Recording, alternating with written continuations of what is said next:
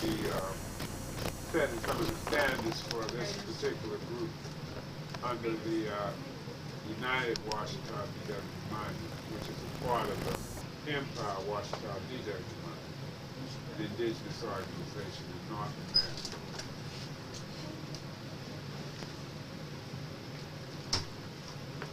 I'm going to do a historical synopsis on the Washitaw Nation of Moors. CO, United Washitaw Dugdahmoundyah. Peru, Mexico, Isabella, now Cuba, USA, Canada, and Alaska are European inventions which comprise the land of the cultured Moors, the descendants from the ancient Moorish nation, the Washitaws. The mothers and fathers of civilization began on the great island empire of Mu, some people call it Mori. When about 8,000 years ago, a natural catastrophe overwhelmed that ancient motherland. Some to its survivors made their way to what has since become known as North, Central, and South of America. The ancient ones have been in this area 6,000 years before the coming of Christ. This sovereign nation was an independent homeland established centuries before the arrival of the 16th century Europeans. What our forefathers were before this land of ours, namely Mu of Mexico, was a remaining part of Lemuria, was named North, Central, and South America. We are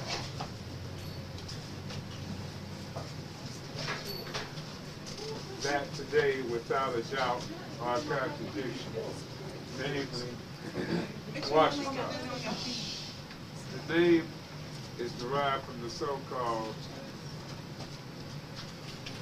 Arabian desert, which was once named Caliber, 20th, 14th century BCE.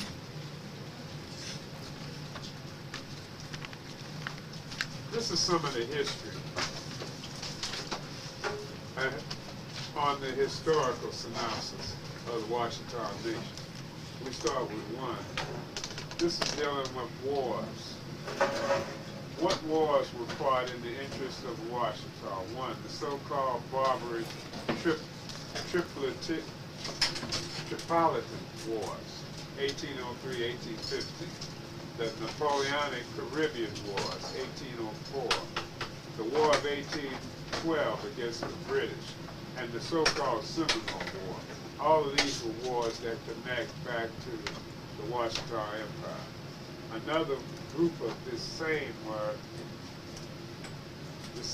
name some of the treaties that were enacted by most important for the Washitaw, the Transcontinental Treaty, otherwise known as the Adamas-Onis Treaty of 1819, taking control from the Spanish de Bourbon unit, the Floridas, the whole of Louisiana, and the Pacific Northwest, later called Oregon country.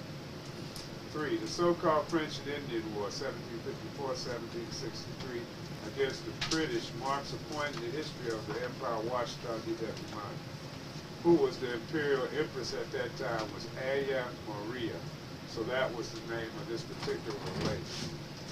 This particular empress reigned 41 years, from 1754 to 1795. One of her daughters from the royal line was Anna Maria. So one was called Ayi Maria, and the other one's name was Anna. From this union came the Turner family. Henry Joseph passed on in 1844. What was Henry Turner acknowledged by the U.S. Supreme Court as what? Heir to the de Bourbon estate on June 19, 1848.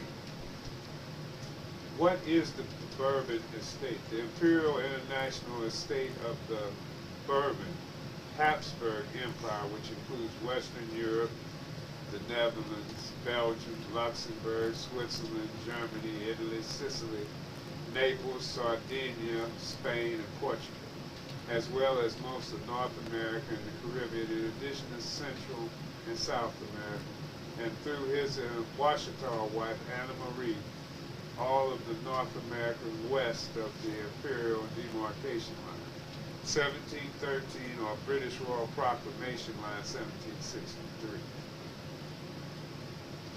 Question, how did Henry Turner receive the international estate? Via Spanish land grant, in accordance with the U.S. Supreme Court decision of June 19, 1848. And see, what we have is proof of everything I'm reading. So right after I read some of this, I hope I'm not boring. I'm going to go over some other documents, and then I'll pass around some material so that you know just what you're getting yourself into and the different connections that we have, because we have international connections with people from all of these different countries. We had a man that was assassinated down the street while I was up in Atlanta back in, I guess, the 90s, from Switzerland. That was a part of the Washitaw Empire. Is that why he got assassinated? Yeah, he was one of our financiers. He was assassinated to keep that money from. Because he was helping with different projects with the Empress. How did Henry Turner receive the international estate? Via Spanish land grant, in accordance with the U.S. Supreme Court decision of June 19, 1848. What does via mean? By way of or pass through, so that you understand what via means. Because I have an ID card. We'll pass this stuff around too, so that you can see how we did this then. Where now some of this we will do a lot differently. But most of these words and different things and instructions will be passed around so that you'll know what you're dealing with. And we only have a couple visitors in here, so the visitors just get a chance to view this meeting. Who did Henry Turner Sr. marry? Sarah, and out of the union cared who? Henry Turner Jr. and George W. Eliza. What relation is Eliza to Prophet Noble Drew Ali? Okay, now this is going into something I don't deal with too much, but I'll go over it. Who is Lulia to the Imperial Empress? Aya Maria, her second daughter. Who is Lulia's daughter? Mahilia. So all of this is dealing with some people who are connected to the Empress through her family. Her family goes on and on and on and on and on and on and on. But I'll go over it. I'm going to start with Mahilia. Received the Imperial Washitaw Crown throne during the same time Henry Jr. assumes the Bourbon Habsburg Imperial Crown. Now, in the essence of this, they didn't receive necessarily crowns, but they were given titles through their connections to these groups. Not necessarily recognized at that time by those families, but recognized in the court system, which we'll show. Because to say it like they were recognized is not true. They were recognized amongst themselves and in the court system. Who is Empress Verdiacee Washitaw Tu'pak Goston El-Bey? She is Empress, President of the Empire, Washitaw Dugdahmoundyah.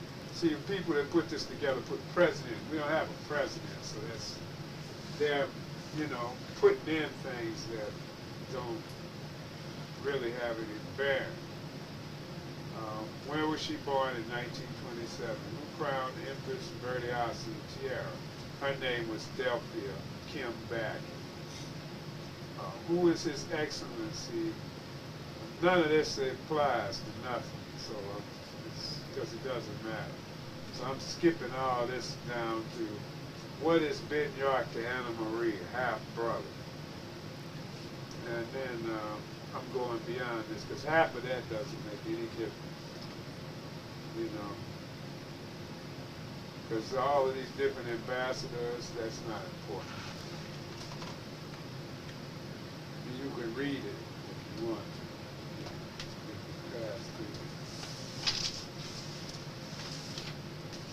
You got the point on most of this? Because I just passed this around.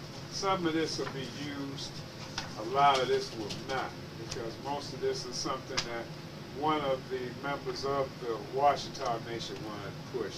And so a lot of it can be used as good, a lot of it I don't agree. And what about the points in which it refers to memorial move? Okay, those different points are things that can be used. Things that can't be used is not necessary who is the ambassador, because that's a job, a position that's changing. The only seats that aren't changeable are permanent seats, like the royal seats. Whoever these chiefs are, that's permanent. So in the permanence, understand that what we put together be listed just like this is listed from the way we put it out. It's already out there on many levels, which you'll find out today.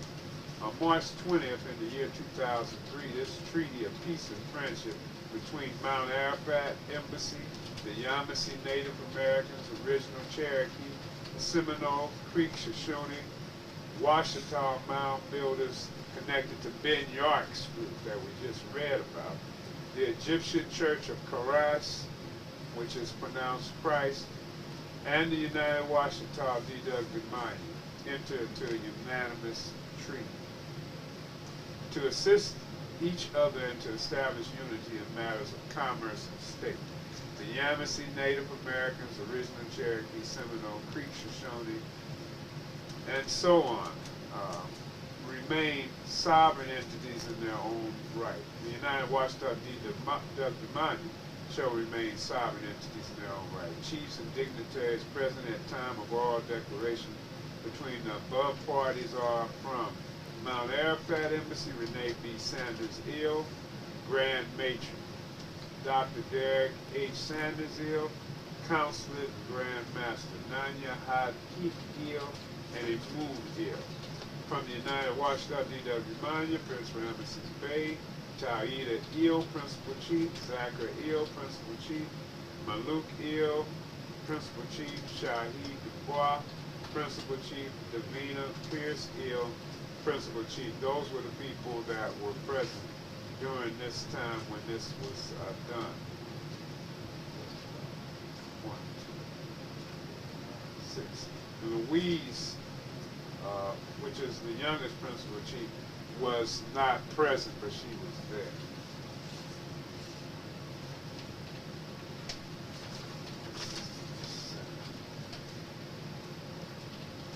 This is United Washitaw Dugdahmoundyah, United Nations number 21593, Post Office Box 16866, Atlanta, Georgia, Republic, ZIMP 30321, non-domestic. So that's how we list our mail and everything right now. Greetings and salutations. We come in prayer, asking for permission of the Most High to speak. This prayer is made coming from before Her Highness with love, truth, peace, freedom, and justice. We come giving reverence and honor for her lifelong efforts to reclaim our stolen lands, as well as correcting and restoring our history. Long live Her Highness, Empress Verdiacee Goston El-Bey.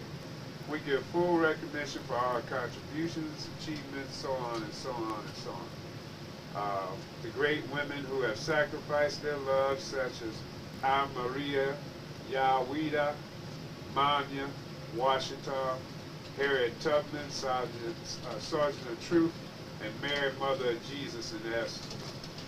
We give honor to these particular ones by saying Eha Ete, Ish. Ish is another term for the Jaguar system of magic, which deals with just mentioning that Jaguar has the power of the unseen. It can whittle in between the different chambers we call dimensions. On this 6th day of June in the year 2003, we proclaimed Declaration of United Washitaw D.W. This was made and sent to the Empress via co-CO Minister of Education, Dr. Anderson, Post Office Box 4277, Inglewood, California, 90309-4277. It has their stamp on the 14th of May 2003 and the number of the stamp of that state in Inglewood that they received this.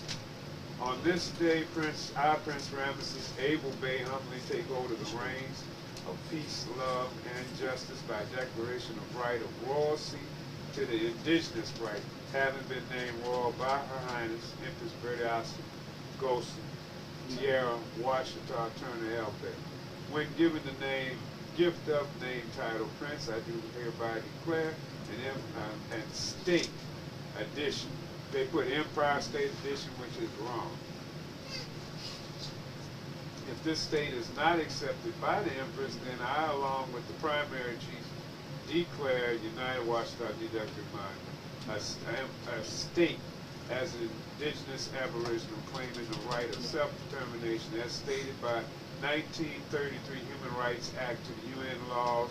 See Resolution 1514, Article 15, Article 1. So everything that I'm doing and the method of what we did was done according to human rights laws, which I will go over after I read this.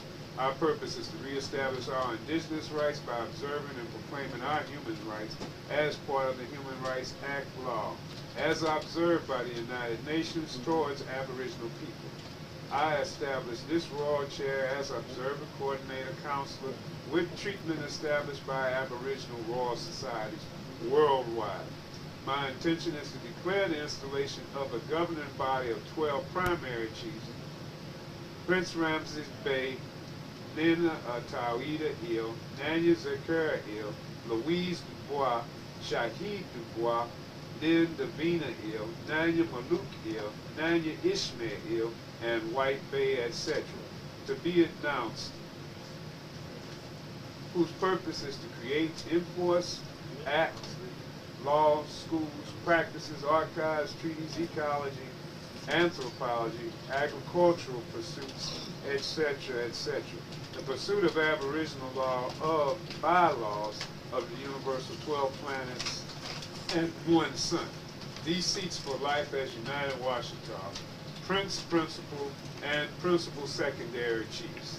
The Washitaw have a constitution, so we must act on it by reclaiming our rights given by the Most High as stated in the First Law of Human Rights Act ratification, whereby we are able to declare unto the four winds, four stations, and the five elements that we will now be giving this proclamation to all indigenous Aboriginal people. These seats, most importantly, are primarily for the perpetuation of our way of life, culture, and posterity. We nationals of the Empire Washitaw D.W. are a part of an empire as states within its empire. This day we declare that state of being and assemblage as United Washitaw D.W. Since we have not heard from the heads of the Washitaw Empire, and their rule has dwindled, since Her Highness has been in a captivated state. Through the United Washitaw D.W. Her Highness Empress Verdiacee Washitaw Turner Goston El-Bey will now rise to the power of our great mothers and fathers. We now humbly take these reins of Aboriginal proclamation. Our reestablishment is for the prevention of genocide against our indigenous people. We pray your blessing, and then it's been signed. Mine was co-signed because I was here. Mount Arafat Embassy of the Egyptian Church of Christ, Yamasee Native Americans, Original Cherokee, Seminole Creek, Shoshone, Washitaw Mound Builders. To the family members of the Egyptian Church of Christ, Eha'ete, Ish, from Dr. Derek H. Sanders-Il, Latif, parentheses, Mount Arafat Embassy of Egyptian Church of Christ, COISMRS, Post Office Box 1689, Post Lake, Georgia, Postal Zone 372. In February 2003, I wrote a letter to Pops on Mount Arafat, Holy Tabernacle. Pops is short for Dr. Malachi Zadok York. I'll start again. In February 2003, I wrote a letter to Pops on Mount Arafat, Holy Tabernacle, letterhead. In March 2003, I received a letter from Pops advising me to discontinue the use of the name Holy Tabernacle in our name, Mount Arafat Holy Tabernacle, and to begin to use the title Egyptian Church of Christ. I have complied with this advice, as I do not wish to be viewed as a do-your-own-thing newest group. We are now renamed Mount Arafat Embassy of the Egyptian Church of Christ.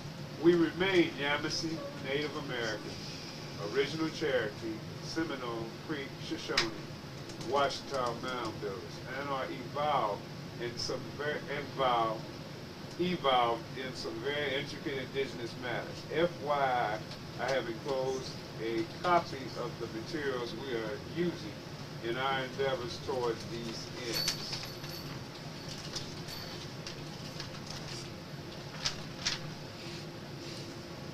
I remain ever loyal to Dr. York and his most honorable contacts from our most holy land of Tamaray, AIH.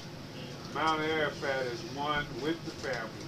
I am sure that our efforts will be beneficial to the entire family. We are Yamasee, and Yamasee are Washitaw Mountains. We are internationally recognized by UN ID number 215-1993. Until our national petition as Yamasee Native American Boys is complete, from Mount Arafat Embassy, we will use the imperial number of the Washitaw Mountains, as we are Washitaw Mountains. This is in compliance with the Constitution of the Yamasee Native Americans, the Declaration of Independence of the Yamasee Native Americans, and the Declaration of the Washitaw Dugdahmoundyah. The Washitaw Empire, Pops has advised me to, and to remind all others, to relocate to Macon. Mount Arafat is hard on the job. We are moving to Macon very soon. I will keep you informed of our movements and progress. I remain your brother in mission, AIJ. Dr. Derek H. Sanders Hill, in the language of Wabi. Dr. Malachi Zadok York Hill, 33 degrees west, WM. So, worshipful master.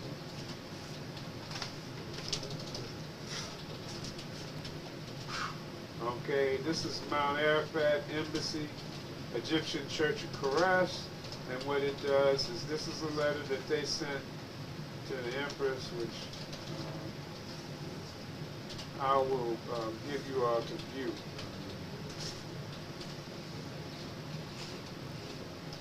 Washitaw Nation of Moors, a historical synopsis, table, contents, and induction.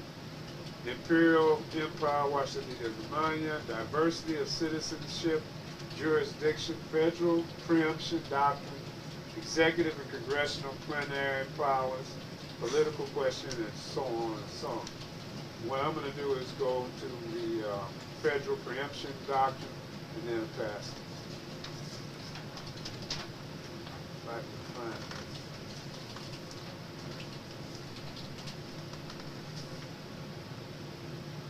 Okay, but it's in here, so I'll pass this around. This is the Constitution that the United Washitaw Dugdahmoundyah go by. This is the United Nations Economic and Social Council, District General, ECN, 4th Subdivision. Second, this is the 1993, the 29th next of the 23rd of August 1993. Original English, GE 95-85003, parenthesis E. Commission on Human Rights, Subcommission on Prevention of Discrimination and Protection of Minorities, 45th Session, Agenda Item 14, Discrimination Against Indigenous Peoples. Report of Working Group on Indigenous Populations on its 11th session. Chairperson, Rapporteur, Miss Erica Irene A. Diaz. She's from Cuba. And this has the draft declarations and the laws. I'm going to read one of them. Article 5. Every indigenous individual has a right to a nationality. That's it. I'm past it. So everyone can read this.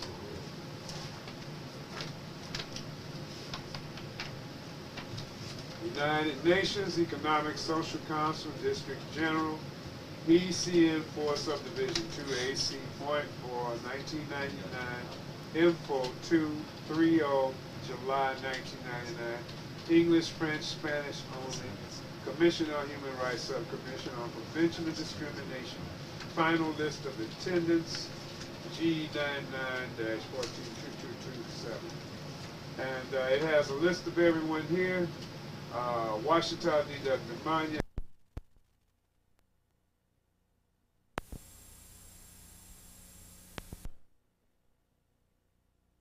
Verdiacee, Washitaw, Goston El-Bey. They put Mr. down here, they got it messed it up. Then the people that was there, Paul Miles, John, Milton Brown III, and his wife Mary Kay Brown. Milton Brown is a former federal agent, and he works for us occasionally. That can be passed around.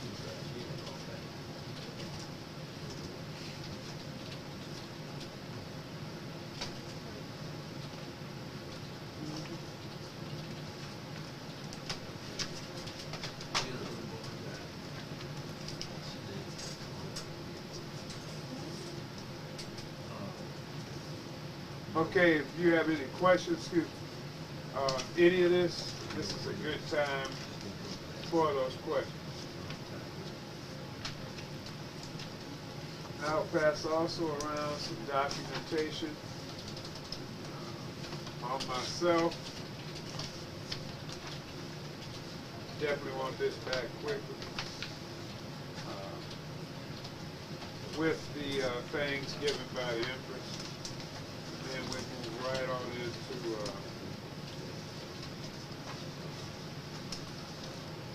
questions and what you can do as a chief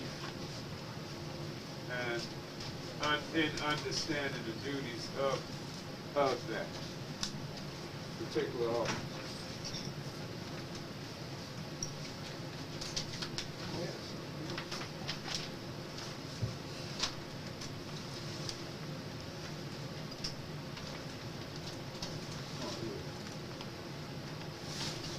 Pull all this out. This is the United Washitaw Dugdahmoundyah's seal, which is Quasiquoro, the phoenix coming out of getting tired. Fire. Go back to the word.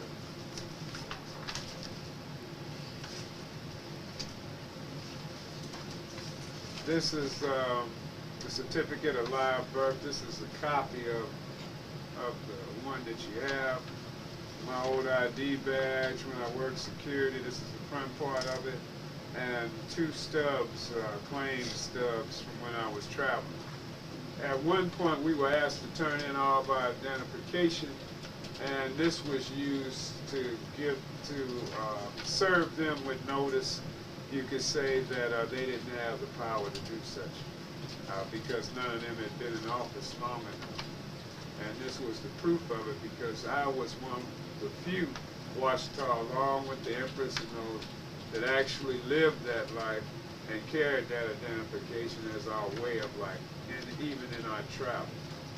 So we're been on federal lists as non-compromised aliens and as indigenous.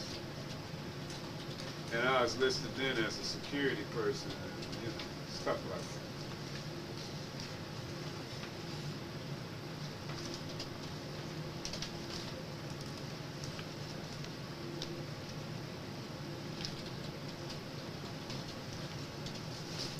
back in the 90s, the Empress had put together a plan on monies being allocated by the IMF and the World Bank and the International Monetary Fund. And so we qualify for such. That's the purpose of having primary chiefs and secondary chiefs. The purpose is to have put together a form of government under the Royalty Act and dealing with indigenous people so that we can reapply for the same types of finance that the Empress was applying for at that period of time. This is one of the few copies left of that. This was what was sent to the United Nations. So this gives you some understanding of what we were dealing with, how we put together the provinces of the Washitaw, state by state. And I think that's enough to begin with. How about you? Well, if you do, say something. You know, you can, anybody want to speak, can speak. They have something to say. In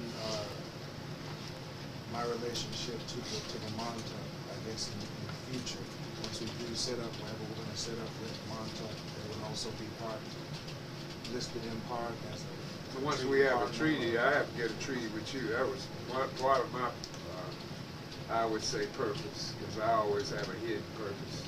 And my hidden purpose was this would give us more power as United Washitaw.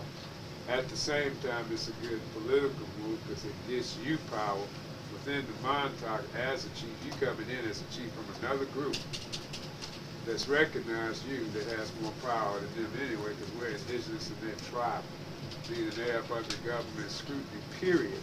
And we're up under government scrutiny from, they have to assist us according to the bylaws that you're reading, dealing with the UN. If they don't, and then they did attack us or something like that again, we can hold that against them in the World Court, which is who we address it to. And they get in trouble with the IMF, which they all put money into those kitties so that they can have methods of attempting to control the public. That's the purpose of that. But at the same time, those people that qualify for these finances, which we'll apply for it, but we're not basing ourselves around it. Because those people that base themselves on this stuff get entrapped by it. And I'm not interested in being entrapped. I don't know about you as you learn more about how this really goes. Because by becoming a chief, you'll have voting power. And the voting power that you get is 1 vote per chief. I have an override vote on that right now because of the power of the principal seat. And dealing with the other 12, which I have 12 now, primary chiefs with that seat. And I was hoping to put a queen in there, which would give me 3 more votes override, because the queen has 3 votes over the prince, according to the way this is established. Because each house would establish their particular group or nation under the laws and bylaws that they see fit. So when you say you want to put a queen in there, I said at some point, it's not a plaything, so I can't put anything. right? You mean what you mean queen? You mean like Actual queen. you mean a queen that's already a queen in Wichita? No, she becomes that. Meaning Oh, like your whoever queen. I put in there, I put me. Yeah. So then you do know you need to talk to us about that. Yeah. Because you would want the queen.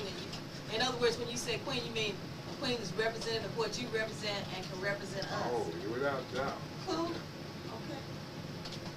Yeah. But at the same time, in that, your personal affairs are your own as long as they don't affect the rest of it. Right. So it's not like we control your life. You know, you can't go out if you a chief sitting up there with a big old pipe of reefer and some cocaine in it, you know. It was out in the public. You know, not period. Not with no cocaine in it. Unless you're at a ritual or something. And we don't use cocaine like that in rituals. Now, we have shamans that, I know the different uses myself, and there's shamans that'll show you what some of our societies use. I choose not to use none of it anymore, but that's a personal thing.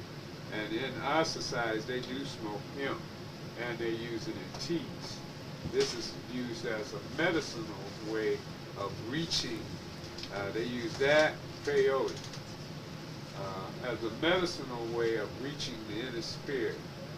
They smoke it for that reason because the Empress had made marijuana was our chief plant for a long time. You know, that's why they were looking at us kind of funny. You know, but in here, our primary focus will be on the development. And if you don't agree, you can, you know, change some of this. Those people that were brought into that level of understanding that they're chiefs, because this meeting will map out what they're chiefs of and what their duties will be. This day, you know. Okay, well, all right. You said you're chief, you're a queen. You get more. She just gets. Maybe I didn't hear that. She gets an override vote. Over you. Over me, meaning I get 2 votes. Meaning I vote 1, 2. You vote 1. She would get 1, 2, 3. So, you know, it'd have to be a sensible person. I'm not going to get nobody that's going to just so is that saying that your queen could veto, like say for instance, revote or something? Yeah. And your queen could I veto? can do that, but that gives me real amount of power as far as 5 votes. So that means if I have 12 secondary chiefs, and out of those 12, 6 of them decide to go on another level, and we decide we want to do something else, then we can override them just with my vote and hers and just 1 or 2 other chiefs. You see what I'm saying? Yeah. So that's the way the power is distributed. Yeah. So it's about power. The things that are going to be coming up will be dealing with a lot of money and a lot of issues around your life. And so we have to really take our time and figure out what we really want in making this move. The first thing you have to do is ask yourself, whether you really want to get into something like this, because this takes up a lot of time. It's a lot of research that's been done, but what has to happen now is this stuff has to be sought through and find out what we can use, because some of this stuff I passed you, I definitely ain't using. Some of it we definitely can. These are the original prince and princesses that I served under when I came in, and maps showing how this was drawn up.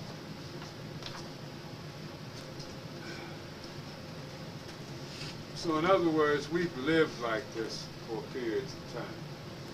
In going this particular route, you've been invited into something like a corporation at the top of it. So what you have to do is decide whether you're ready to take that type of responsibility on yourself. And understand that's a responsibility. And anything that's offered to you as permanence should catch your goat. Because anything that's permanent means they expect you to act like it's permanent. You know?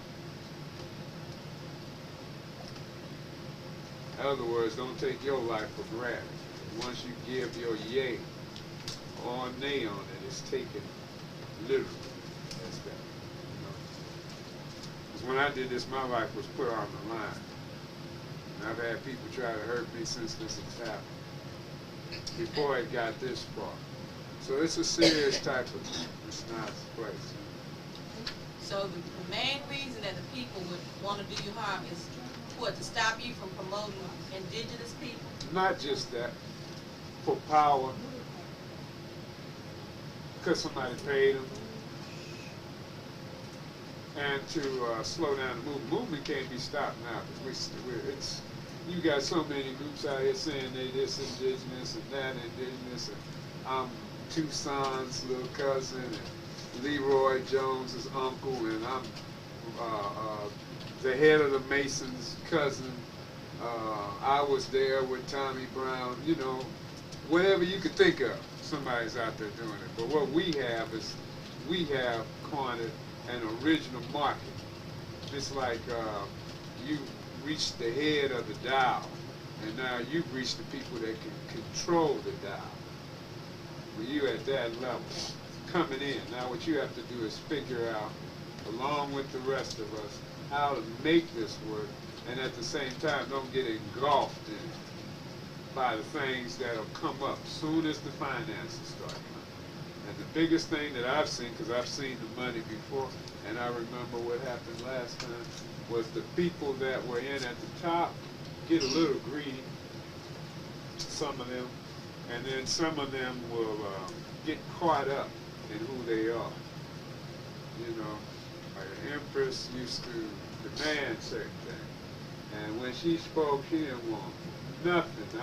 I didn't want to do it just like that because I felt it would be too much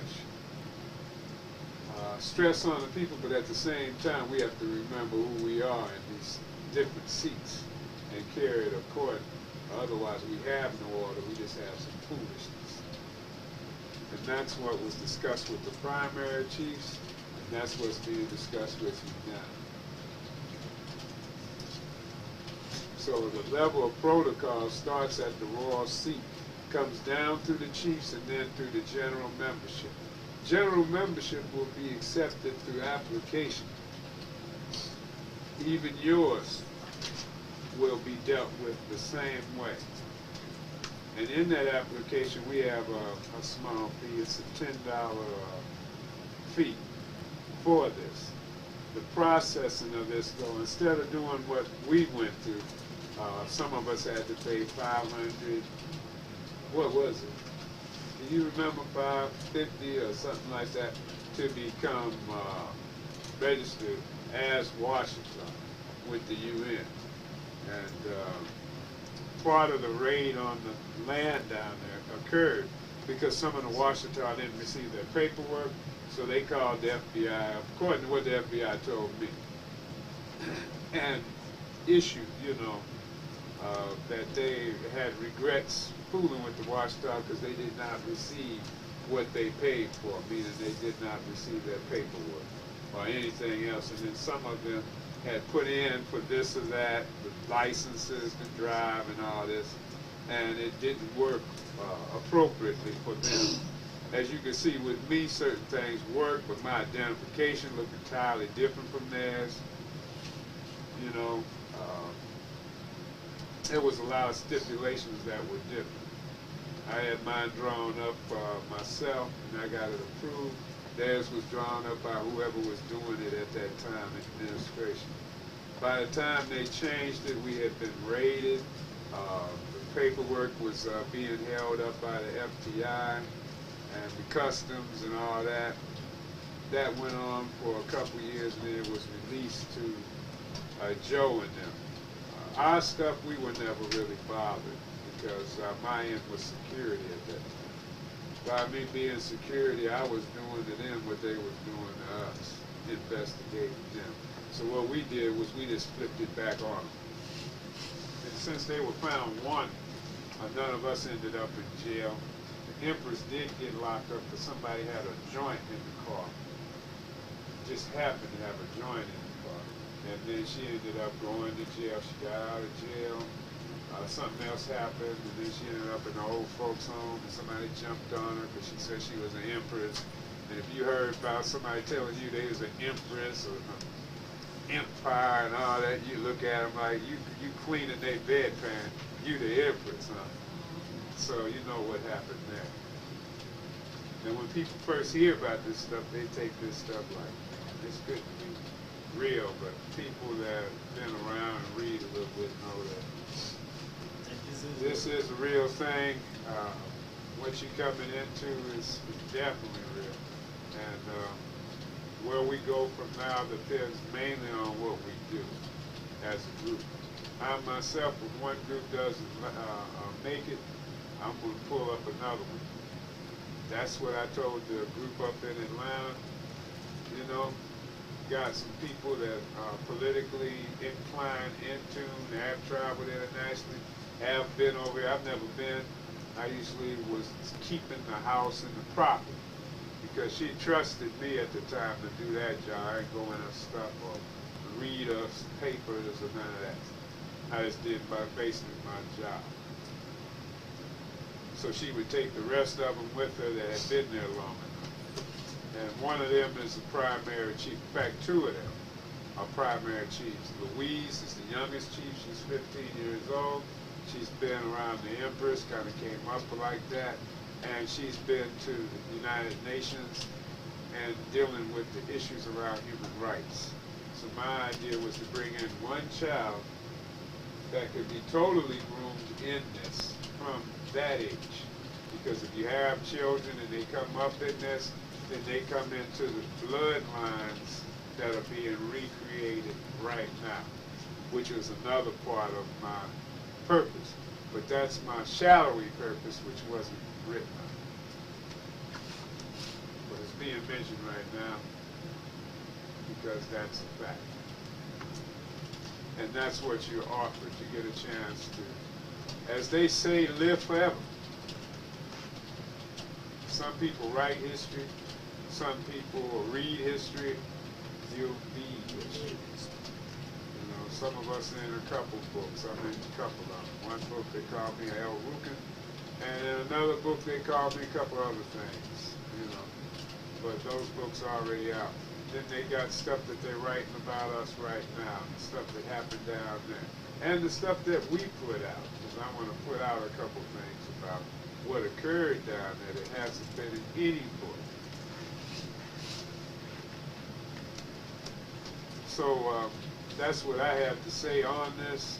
If you have any questions, bring them forward. But the main thing is that I want to know and get before you leave is what you can do as a chief in the Washitaw, except for the people that already know who they are in this.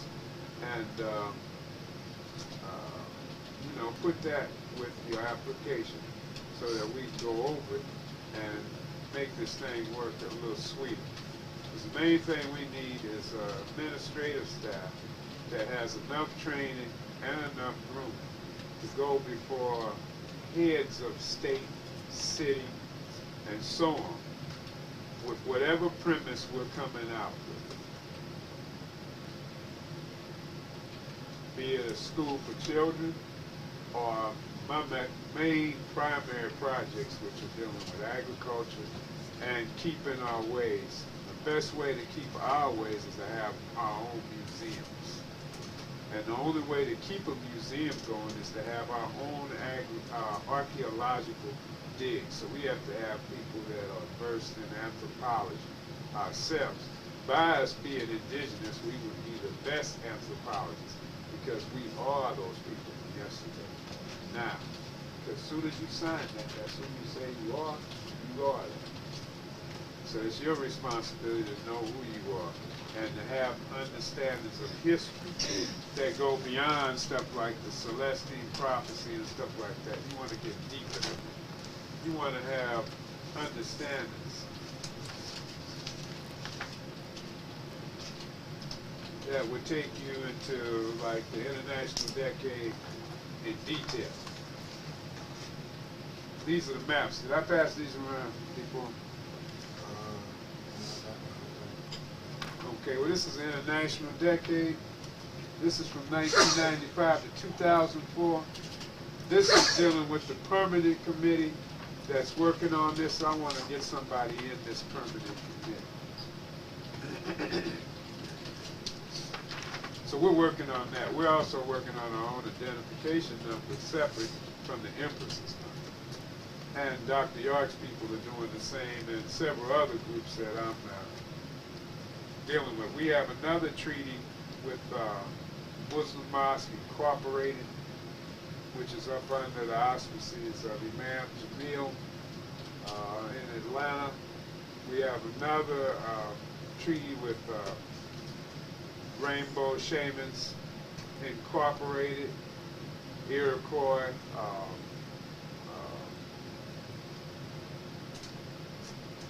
Tammy Walker Stick Riley, Ate Riley, and Colecchio Riley's the father. In that, we also have, I have to look them up, because this is a family that don't get along. His sister, which is Crooked Arrow, down in Flagstaff, Arizona. All of this is one family connected to the Iroquois Nation, which is the oldest. This particular group are one of the oldest groups of shamanic practitioners in that nation that's still around. We have connections with the Apaches through Geronimo's granddaughter, and also Chief Joseph, for lack of a better name, whose name is Rolling Thunder, his granddaughter. So we have people like that. There's another young lady down in Oklahoma. She's working on the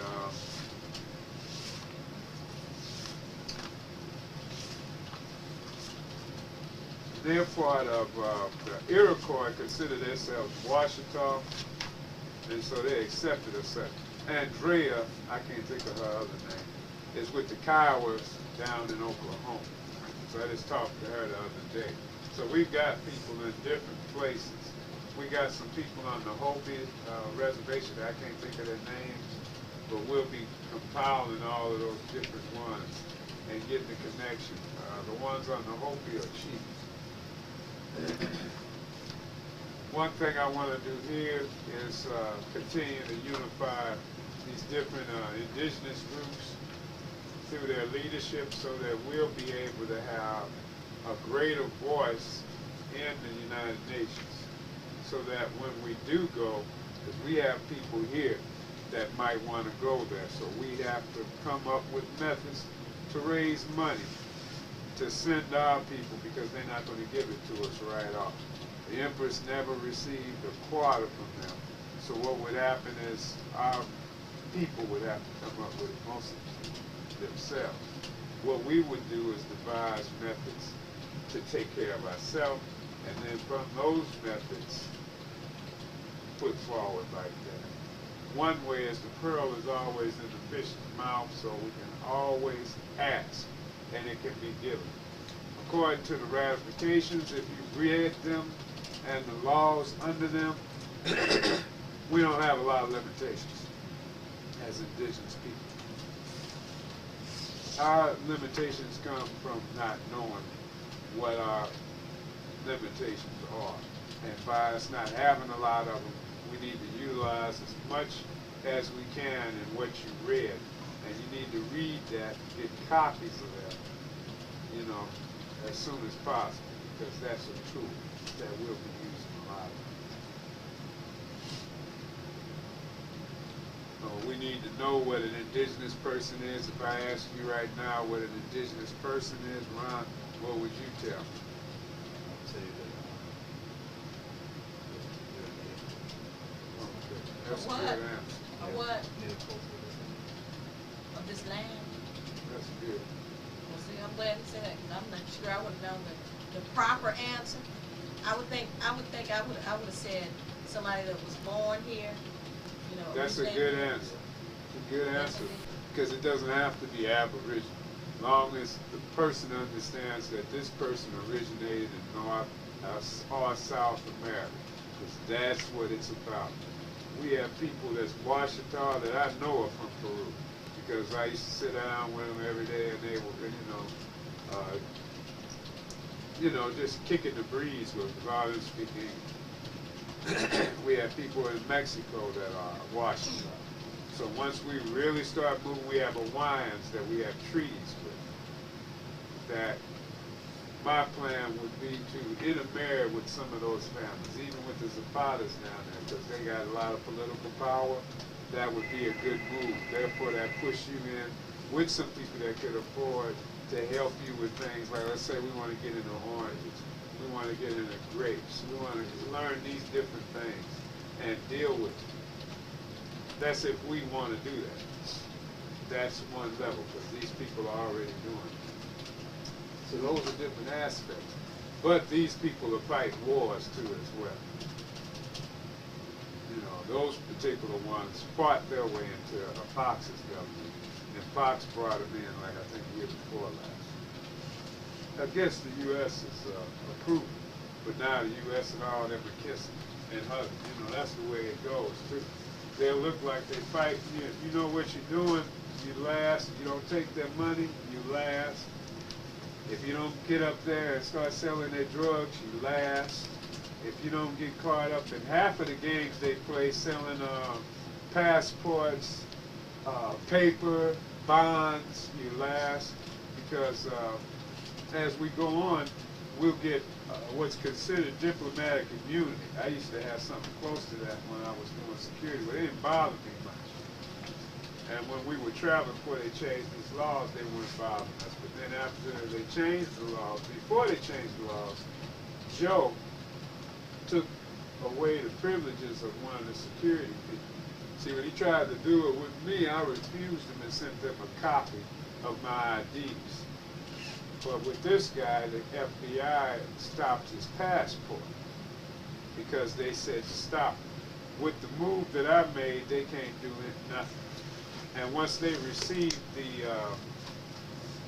notice, did you see that? The papers where we sent them notice.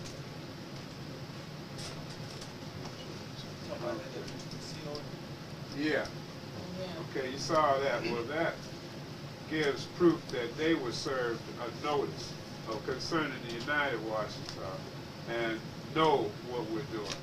So the FBI got that when they got it. So basically, they have an office set up in this guy's house that's over the Washitaw Empire. And indirectly, the Empress is, you know, under their scrutiny because she's in an old folks' home property they picked. And so we're working on getting her out of there. Hopefully they pull off something soon. If they don't, then we will. The avenues I'm looking at are fundraisers through bands, because I got with Something After Midnight. Used to play with Gil Scott-Heron. We got them. Because that's my godfather's people out. Then I'm hoping we can get Aaron Neville's, because all of them are Washington. So all we have to do is just kind of press them a little bit, and I'm sure they'll help us out. We just have to reach them, you know. So that's one level and one way. Another way is through, we put together some kind of little can and put it out. Then we do the thing around the mounds, but strictly dealing with this. The other stuff dealing with the cosmic ray order is simply dealing with that, has nothing to do with this. So if you want to ever include that, you can. Okay, go ahead. All right. What's the duties of the primary chiefs and positions in which that the primary chiefs hold as far as like chief of what? Transportation, chief of finance, chief what? Okay, right now what we have going up there is we have the human resources, the things affecting government are being dealt with by Chief Zakur and Chief Shahid Dubois and Chief White Bey. But right now they've been missing each other. This deals with everything from welfare, meaning burying, people who can't bury themselves, to the centralized form of government, the things going over here and pursuing the number, they're dealing with that. The establishment of banking system, they're dealing with that. Chief Tahita is dealing with that through Shaheed, because Shaheed put together a $2 million contract for 7-9. And that's when they locked him up on RICO charges. And we beat that. So they're dealing with that part of it. Upholding the laws, which the laws are all the laws that you read under the Human Rights Act. Learning and rediscovering the rituals. That's basically what's going on with them right now. And that's what their seats are doing. And what our purpose or job would be as far as when the chiefs here? Okay, the secondary chiefs will have a similar job to the primary, except they will make sure that the primary are doing their job. So if they're not doing their job, this is like the backup that comes in and does what didn't get done. Like, we want the secondary chiefs to do, this is what I'd like to see the secondary chiefs do, make sure that they have done their part on the human resource level, meaning they've set up a method that's going to make money and that it's clear. They've set up and have a good, clear understanding of how the banking should go. They have their understanding, gotten in touch with the State Department, which they have the numbers on that, and the Justice Department, which all of these people were supposed to get letters. I only got one so far, you saw it. The Justice Department. The reestablishment through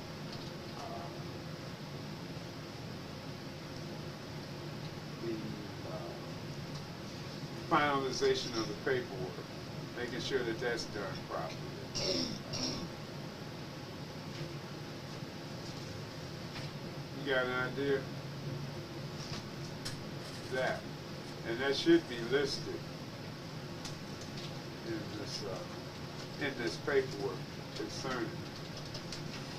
And if not, we're going to go over it again and make sure that that is done. So we need somebody from here that has an understanding of administrative duties, because the administrative people would be dealing with government reestablishment and establishment with relations to the government, state, city, and so on, according to their capability to deal with that. We need another group that would be more based around the levels of botany, anthropology, and the ecological understanding, because the ecology is the main focus that I have concerning this. We also have to deal with the human resource level, because we have one brother that wants to deal with gaming, and so he's interested in a deal with the State Department around a casino.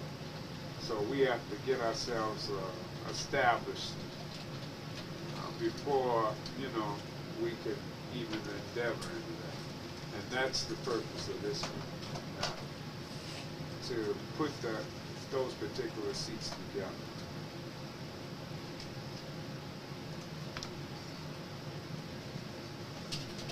So, in other words, when you fill out that application, if you're good in administrative work, you've been in there longer than 3 or 4 years, you've actually worked in city or state government, then that gives you an applicable method. That means you're not dealing with theory.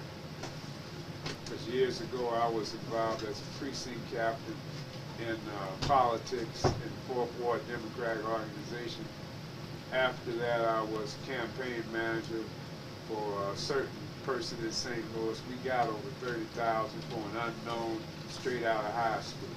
So with that, our capabilities were, I was able to organize phone banks, PTAs, other special interest groups amongst the old, the young, the ward organizations in the Democratic, and we used to cross over Republican stuff before white folks were doing. We used bi-party systems when Jesse Jackson was running against Mondale. We played both sides against the middle in order to come out ahead in our organizations.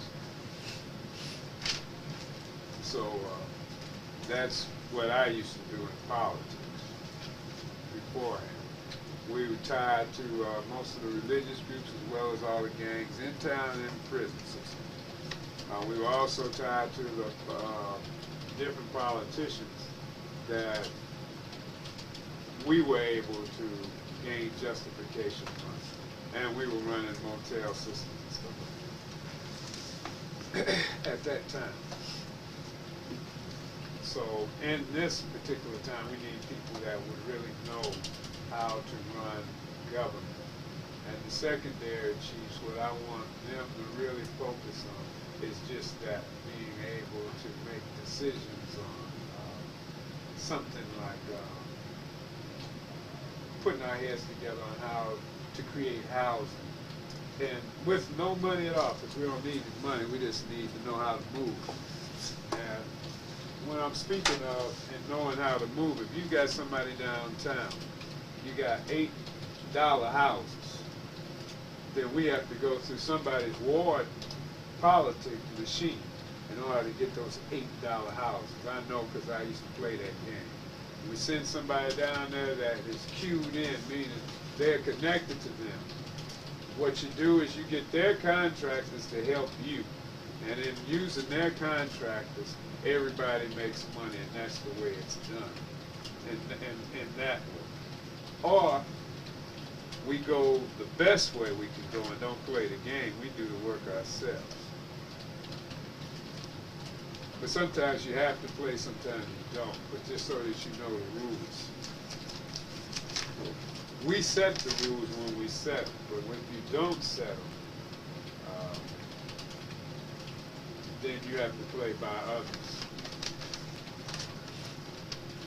These are some of the numbers, different offices that could possibly be used and developed in different areas like administrative rural business cooperative. But this is going through the service department of the agriculture department in D.C. Then when we do this, we make sure that we have the table number. The table number is like, for this one is 2H. You understand what I mean by table number? Table number is like the identification number, like you would use on a computer. That gets you in like you've been queued in. Instead of you going and asking for something and you just ask in general and you don't have a number to go with it or a code, then they treat you like that. And you don't get anything. You go, right. So I was, exactly, I was taught the only way to get something up big is to have your thing set up correctly. And to correctly have it set up, you have to be professional, know what you're talking about, represent it as such. You know, hit them with the papers that you have, see if you can get what they're offering and that they gain. Because usually if they're dealing with something like us, they can gain too. They can gain recognition. Here they've got a group of people that represent one of the oldest groups in the world. This particular group is in their town. I mean, a newspaper, man, it's a story right there. This group isn't considered violent. They have an old history that was violent if you want to go into the Deacons for Defense and those that came from that. But the violence was in order to keep the Klan from killing up everybody in that part of Louisiana, be it New Orleans or be it Monroe or the next county coming up. You know, which they don't call them counties, they call it parishes. Because they definitely was perishing in the parish, you know. So this is something to think about. You got 10 minutes. Don't think too long. Thought might be wrong, you know. Or it might be right, because it's your life that you're putting on the line in this thing, you know. And that's the truth of it. The good aspects of this is you're making history and all that. The bad aspects of it is that you're claiming land that they don't want to give back. Some of this land we've actually lived on, and we can reach out and touch. Some of this land, we know from what you read, we ain't gonna get nowhere near. I'm dealing with the actual facts of it. I'm not one to deal with a whole bunch of foolishness. Some of our people believe they're gonna give us 68,886 acres. They dreaming out of season. That's most of the country. Ain't nobody giving you up all that land, you know. But they will give us a certain amounts if we apply ourselves. Whoever has the most people in this affair really rules, because mob always rules. So we're able to pull in close to 20 or 30,000 people. We have our thing well governed. There's no limit to what we can do here. We deal with the corporate soul. And the Golden Ray Order, and here, this gives us abilities to start out with fresh bank accounts as indigenous people. You are allowed an indigenous identification. You are allowed indigenous names and understandings. All of this is due to the ratification laws that the UN has been proposed and accepted. All of those nations listed that you got a chance to look at on those lists, and since 1999. Because that's just to let you know that this is, you know, what it is. You know what I mean? So, that's it. Will communications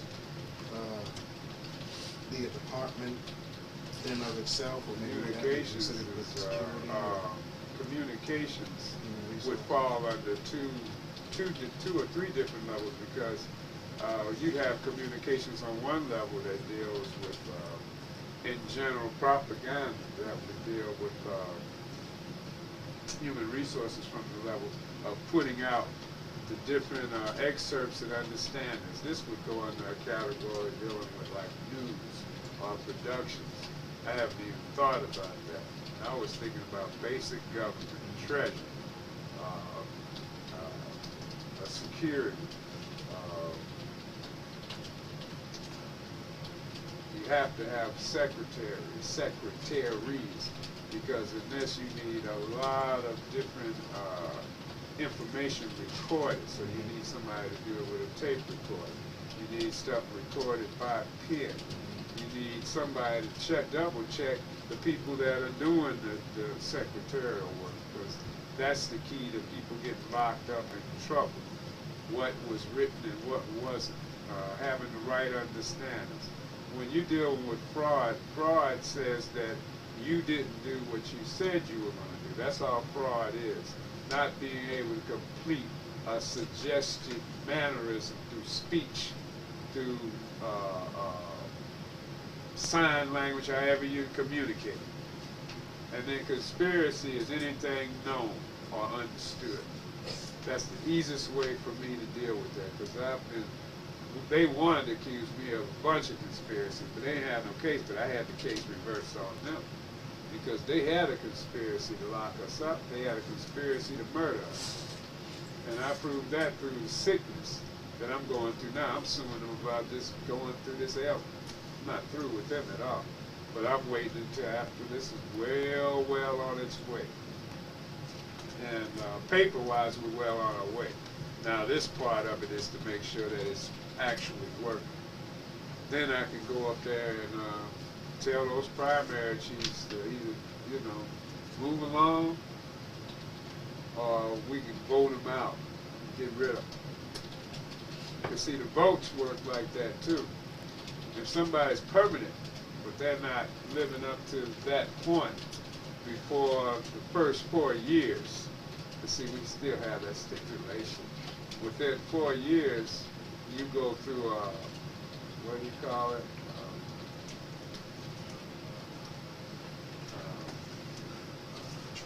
A trial.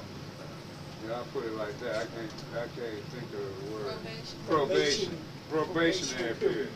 In that probationary period, you know, we'll do 3 years instead of 4, just too damn long. But within that 3 years, if you don't fit up to par, then we can vote you out.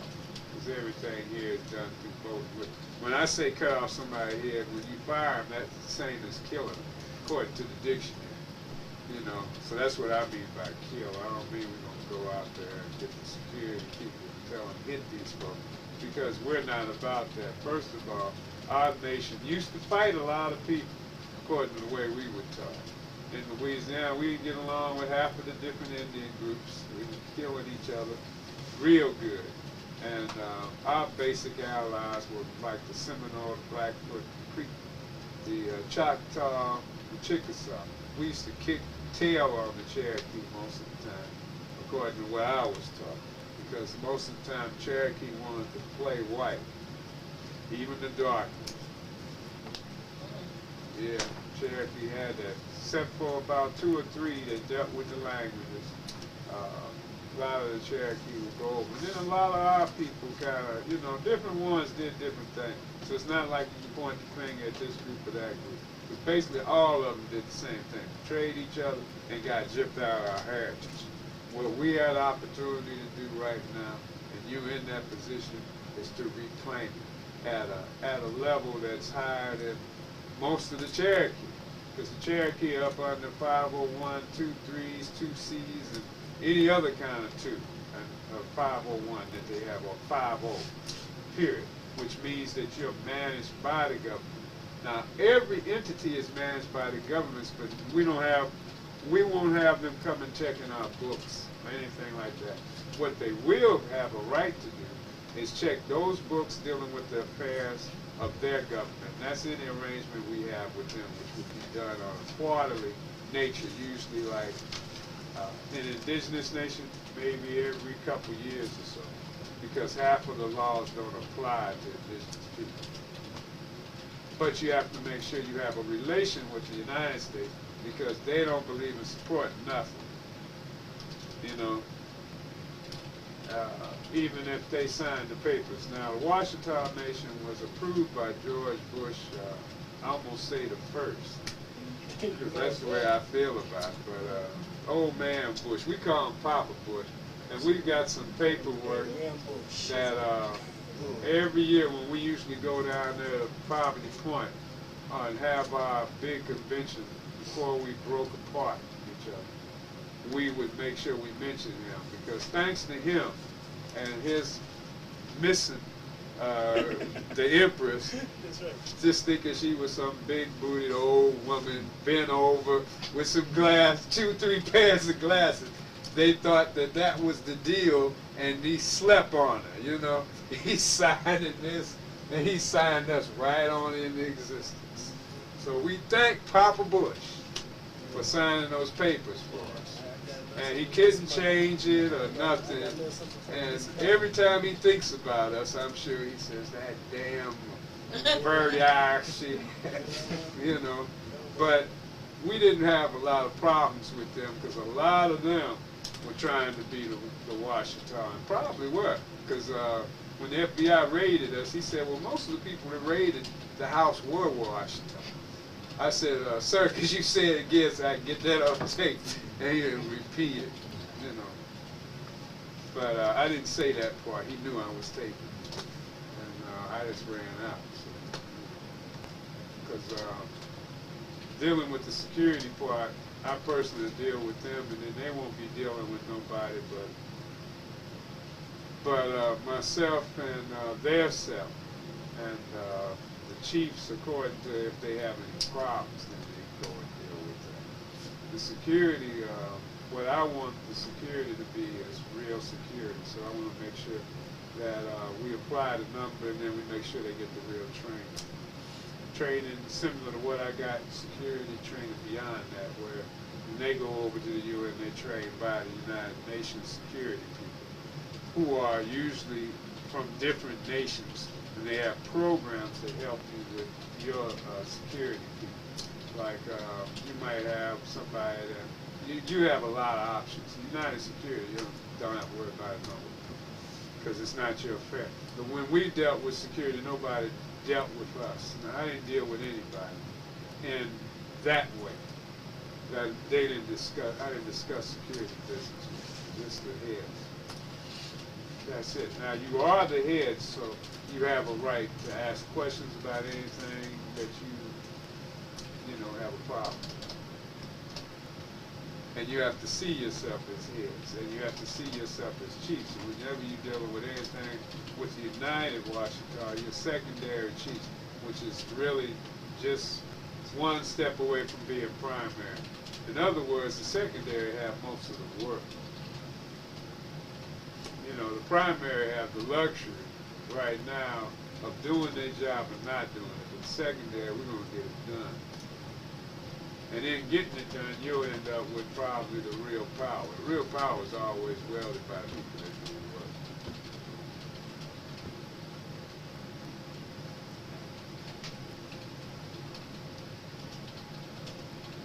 Yes, sir. Since we started just getting started, a lot of times certain people need extra help. Right.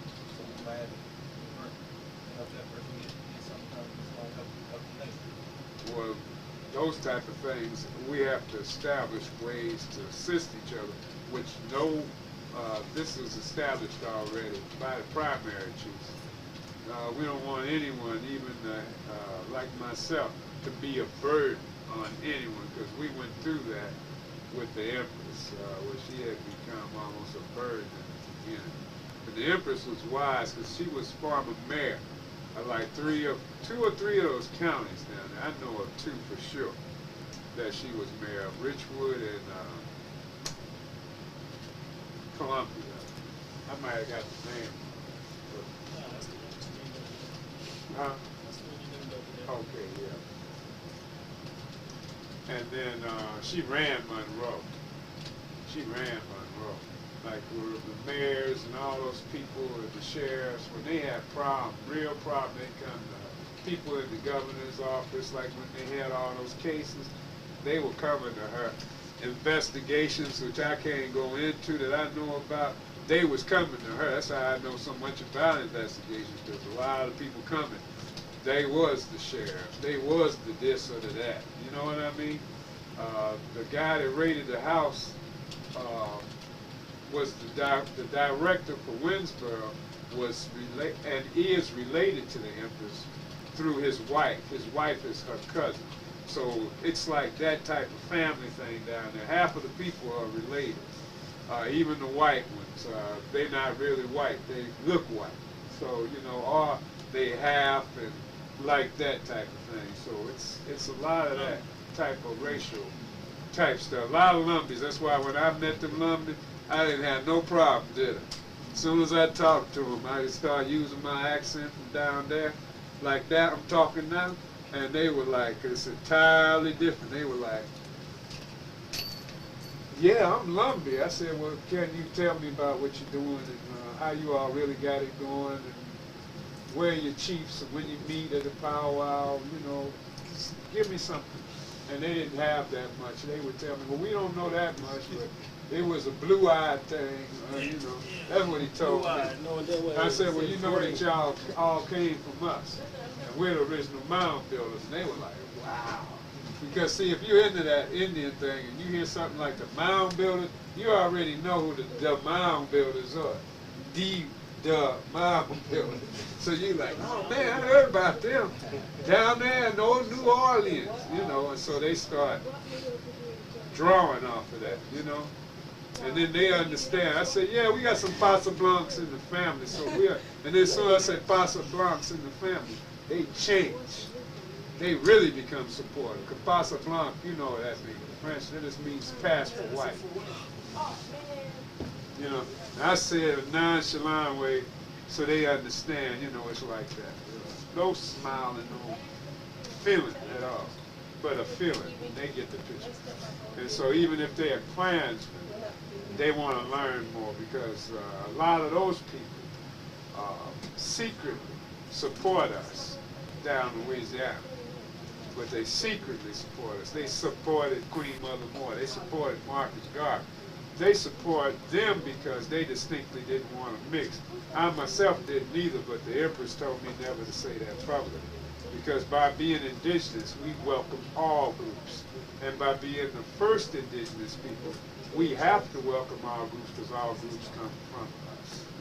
And that was what made Lumbies feel. Or whatever, because they don't call themselves really Lumbies. They got another name too. Lumbee, he said something to me kind of like that about it. You know, I came right back, and they were cool after that. They were cool. I got more. They bought more from me than anybody, and then the brothers did too. You know. Because if they think they're distinctly different, let them be who they are. I'm caring about that. You shouldn't either. Whatever a person is, we can use it to our benefit if we see the benefit.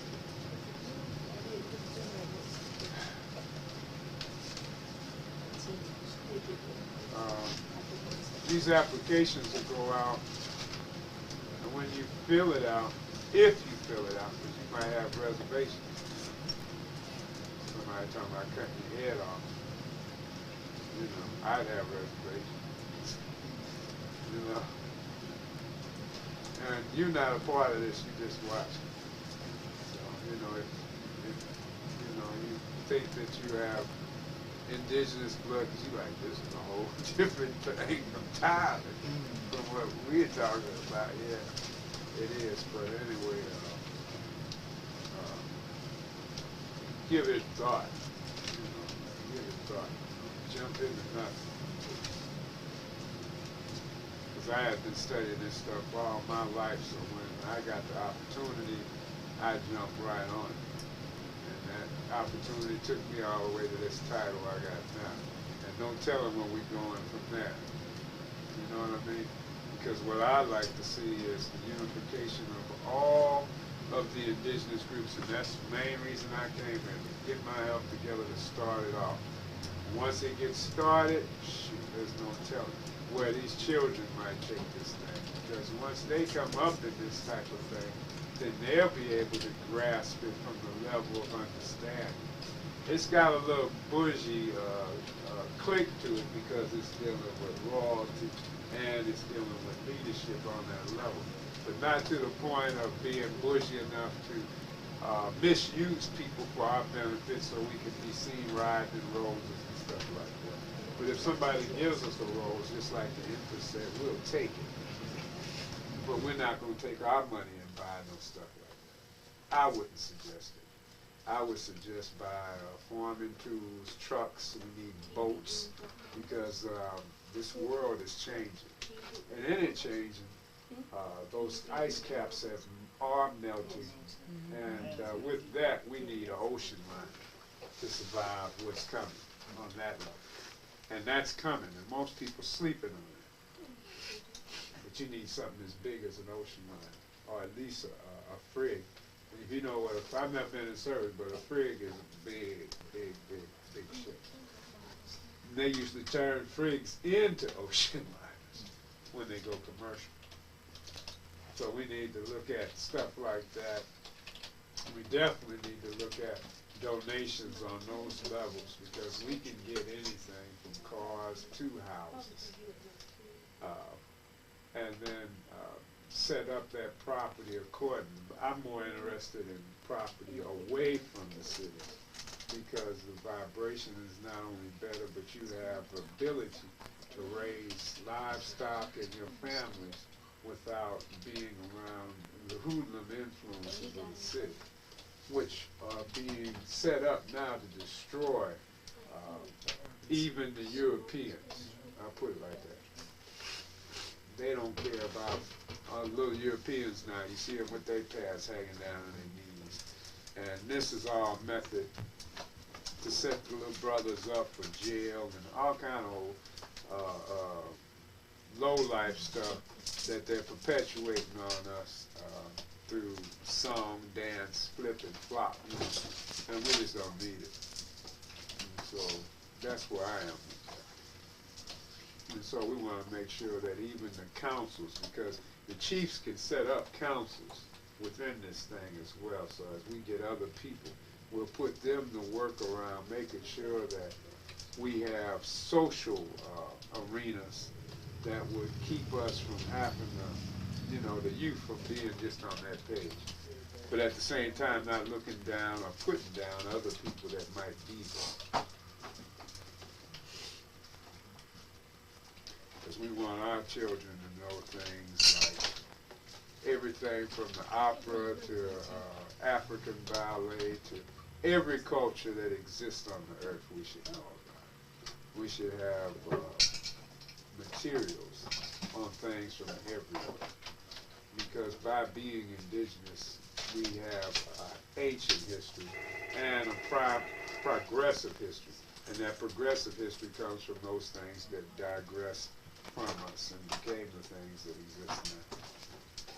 So we need somebody that would definitely deal with historical and anthropology and all of those different levels.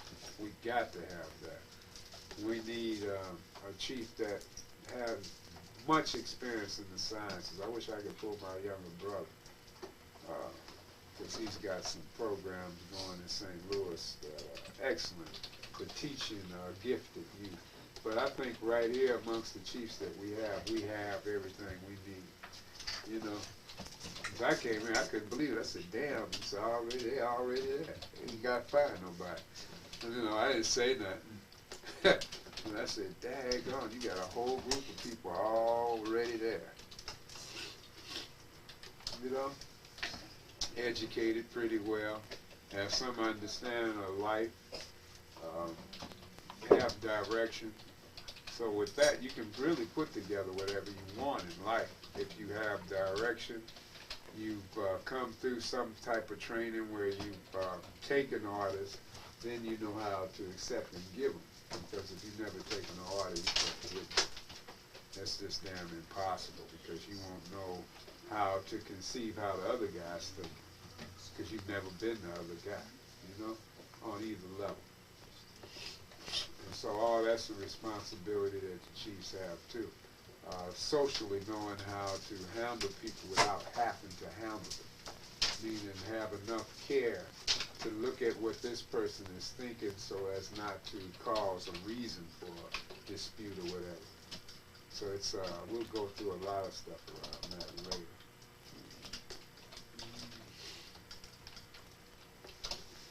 It should go well. What you think?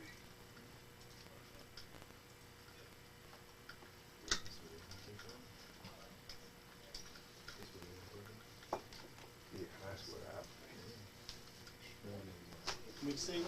think. And other indigenous people, like the people that you know down in these other parts, we can meet with them and talk with them about basic stuff, like basic history. Some of this history I'm not going with for the United Washitaw, and the rest of the United Washitaw know this cross country, because a lot of it's too religious, and it's tied to too many religious people. We don't have to worry about the government, because the government knows about us. They really know about me, and so I wouldn't worry about them doing anything, as long as we don't go out and buy like a box of machine guns or 2-3 boxes of hand grenades and missile launchers. Then they would worry, because they know I would use it, without a doubt. And using it against them would be like an ant running up against you or I any day of the week. I mean, that's just ridiculous. You know what I mean? That'd be like killing your dang on people. I used to tell some brothers that. I said, we have to be sensible enough, even if you run in a gang, to know where the line is drawn. Now, you just messed up. I remember them generals brought all them weapons up there in Chicago, was accused of it, because I heard about it on the news. And when they put it on the news, they had General so-and-so, you know, Jeff Fort's calling from prison. And they got all this on the news, and people don't even see this. And they're playing a game, you know, and the game is, we have control of this one through this one that's doing this to this one, and they made the money off of it all the way around. They made the money off the phone call with Jeff. They made the money off of the intercessors, the people that interceded. They got paid to intercede, to get him, to call the general, to give himself up, so that the bondsman and, you know, the whole process could get to working, you know. The turnkey, the man that mopped the floor, the man that keeps the bacon, you know, everybody that's cooking. That's how it goes in this country. And if we know that, then we'll be wise enough to stay out of that, you know. Some of those people will come around and say, well, we'd like you to do this or that. We really practice, so if I ever really get into the practice and I come and say that you've been accused of such and such, like espionage, I mean, we just caught you.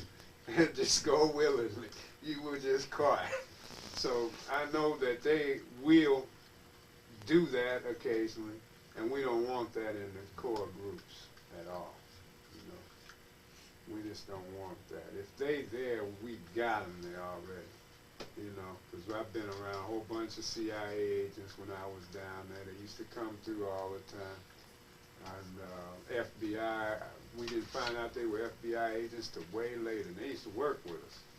Didn't even know this girl was FBI agent till 2 years ago, and she worked security with me for a long time, different projects. So those type of people you'll run into occasionally, but it's no big deal. It just comes with territory, you know. So I understand that too. And once you go up under this indigenous stuff, if we do it right, and I believe we will, man, there'll be people from all over the world trying to get next to us. Because that's what happened with the Empress. And we have to be wise in decisions, because like some Chinese might come wanting to cut a deal, offering money for things that we might not be able to offer. So we don't need to try to offer nothing we can't. You know what I mean? And we don't need to offer nothing to people that primarily aren't dealing with indigenous affairs or promoting indigenous or aboriginal people. Because a lot of that will pop up. A lot of money scams are going to come out of nowhere. A lot of money scams. So you have to be very wise. You know, one man wanted to pay $38,000 to become a chief, so he's trying to cheat right away. And he tried to buy a passport from a man that used to work for the Empress. Wanted him to get a U.S. passport. Now, shit, what you going to him to get a U.S. passport for? But you see the game right there. And this was spoken over international lines. This guy was in Switzerland, talking to somebody else in Switzerland, talking to somebody in Atlanta. So you see that there, that's a conspiracy. It's 2 or more people involved, too, which gives you more time, because you get a more charge according to the involvement. I mean, they do this stuff in degrees. So, you know, you have to be wise. Somebody might offer you some bonds from Russia or something. Say they want you to move them, or see if you can you handle this. They might think you're pretty smart and you think you get away with it. You might be able to get away with it first time. But then once they give it to you, you hooked, meaning they got you. Because they can use that, and that would be considered espionage. And selling another country's bonds, unless you're an agent for that country or some go-between. And most countries don't allow people who aren't bonded in that particular type of thing to deal with that. So you come up under, like, when I was going to bring gold in the country one time, they didn't have no bonds. So that's called what? When you bring stuff in, what do you call it? No, but you're dealing with gold, jewelry. It's called something else. It's another word for it. Duty free, you didn't claim. What do you call it when you got something that you're not supposed to have? Contraband. Contraband. It's that damn. It's contraband. And then when you have a certain amount of it, then it has, it's called smuggling. So smuggling puts you in a federal bracket way up there. You know, you're talking about 100 years life. That's true. If you know the laws. I used to know them. That's what I said. I've never been in front of a judge in my life, except ones that I know. You know, how you doing, Judge? That was it. I haven't been, I'm there with somebody else in the courtroom. And that's it. Showing them how to walk through that mess. Yeah. So, where we at? Feedback time. I think one good thing would definitely be to somehow collect what you would consider to be pertinent information on the articles and the laws, so that we all become as familiar as we can with the laws, international rights laws, human rights laws, and all that. The biggest thing for us on that is this, and I said it in the beginning. I'm glad you brought it up. Everybody here needs a copy of the Human Rights Acts, because all laws are acts when they're in action. That's Constitution or acts. That's why in some organizations they list them as acts, because that means this thing is not, it's in progress. And that's everything, like they say, is like a stage. In reality, this world is ran just like that, a stage. And every human being is playing a part according to the roles and the rules that dictate that. So with that, everybody needs exactly what you hold in now. And this can be drawn off of the internet. But we could also just take mine, this one is nice, and make copies. When I went to South Carolina, they pulled this one up off the internet because mine was getting raggedy. And they just redid it, put it together. This has got all the laws that we are up under as United Washitaw and Washitaw. You notice that the Ramisis are riding real hard off of the Washitaw stuff. So I want to make sure that when we do things, like they have a thing coming up for Dr. York's birthday down there. So I'd like us to go, at least some of our representatives from here to go. And then I've asked them to come here, so whenever I ask them to come here, they'll be here from them, that group. Because that's part of the treaty. And I want to make sure that I enforce the treaties. And enforcing the treaties is if you say that you're going to do whatever with us, you do it. I don't care if it's, we're going to spend 50 cents, meaning the record, for a week. I wanted to do that, you know. So it says plainly what the agreements are. We'll make sure we get good agreements like this. Like Tierra Eel is tied in through them. If you read it slow, you'll see her name on it. Because I didn't read it slow. I didn't see it till they showed it to me here the other day. So we'll pull up the rest of these folks 10 to 1.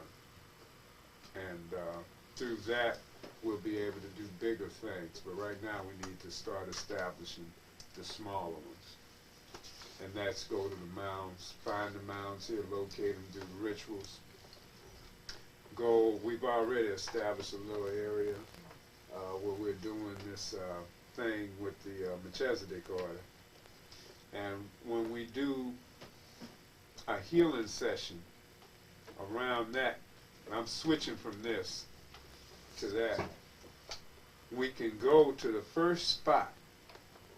And see, we'll get, like Geronimo's been a priest before anyway, so we need, in that organization, people that's been priests before, that's a one way to excel themselves as well, and being able to introduce the spot and stuff like that, and this happened here, and then when we bring these people in, because the spot is already done, and there's certain things that all the rest of you have to learn how to draw, so that you can be able to pull them same energies up that I pull up, because I had somebody accuse me of that.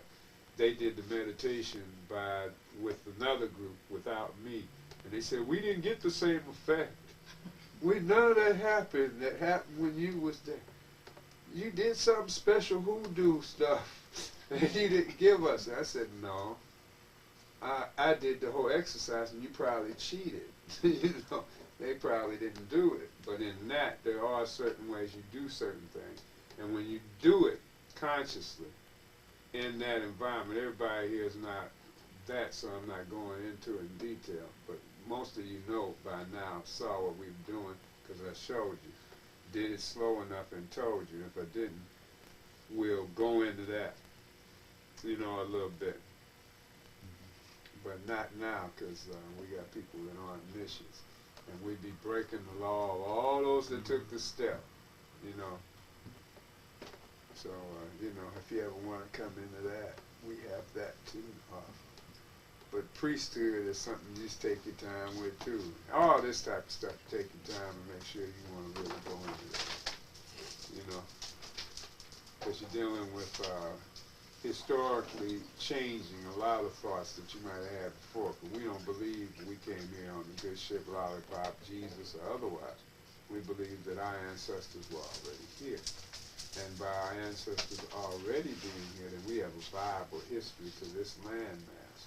Having that viable history to that landmass, this landmass, we believe that we should be remembered. In that remembrance, that gives us a job in itself of restoring that memory. The same way Italians restore the memory of us in Italy. They'll come over here and do studies on the indigenous people from the Americas, and then run back to Italy with their discovery. You know, when you go to the Italian museum and you'll see pictures of the Incas, these people came from us. You'll see pictures of the Olmecs, these people came from us. You'll see pictures of the Toltecs, pictures of the Shoshone, these people came from us. You know what I mean? They'll have bodies. They have a brother from Africa, stuffed in France. These people came from us. Because see, our family doesn't just stop here. It goes around to the 4 centers of the world. Because we all went to 4 different stations. And when those sons and daughters went to those stations, and their children developed in those stations, that's when those Aboriginal families struck out as those original families. And then later they had other children, and then those became the people written up in the books called Bible, Quran, books of laws by Confucius, and all the other remembrances of structure society.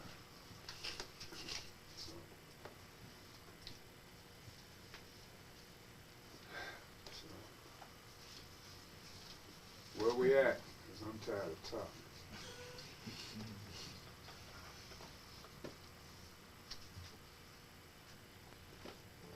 Footstep history. We're making history. Okay, well. I guess the question is, does everybody ever Taking what's in the past papers and transcript into something that we can use for ourselves. Yeah. Making United Washitaw instead of wherever it came from, so you know what we need to focus on, Right. or what just pertains to us, because we have a lot of stuff to go through. A lot of people not gonna go through, but if you could put it on, you know. What we'll do is we already started. I got some stuff in that already typed on the computer. This just one of them. And plus, Arrow, nothing wrong with any question. Arrow also has questions. a lot of the information already on disc. Which that it'd probably be easier to do it from the disc, as far as just take away what we don't need. Oh, okay. So you got it on Word, because I know dealing with that. If you just have it on just certain formats, you'll be on there, but you can't cut and paste. Well, what I'm doing is I'm actually copied a lot of the information and just transferring it to a PDF document. Okay.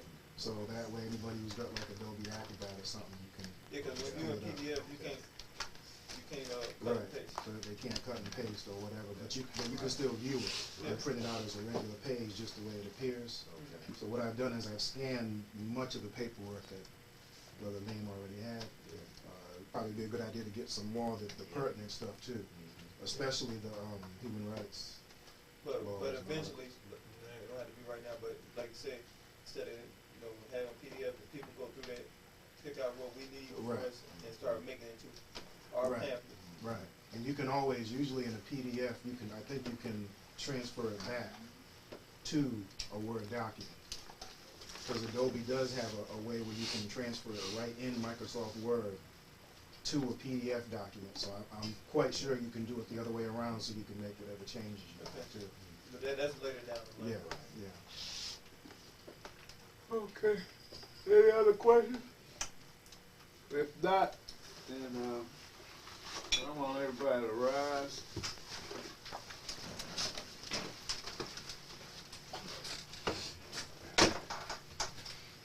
Okay, we'll forever rise and give pure and perfect praises to the ancestors and high honors to the Empress Verdiacee, Goston El-Bey, all those empresses before, the royal seats, the chiefs, all things pertaining to the United Washitaw Dugdahmoundyah and the Empire Dugdahmoundyah, to the regent, Joe Washitaw Tu'pak Bey, and all those others that were here before and after. All meetings should begin and end promptly, so we'll end this meeting with the official words for the United Washitaw, understanding and congratulating all you Lords of Lights that have reclaimed your understanding as Lord of Light, which is a Haite. I greet you, a Haite. Ish. And that's it.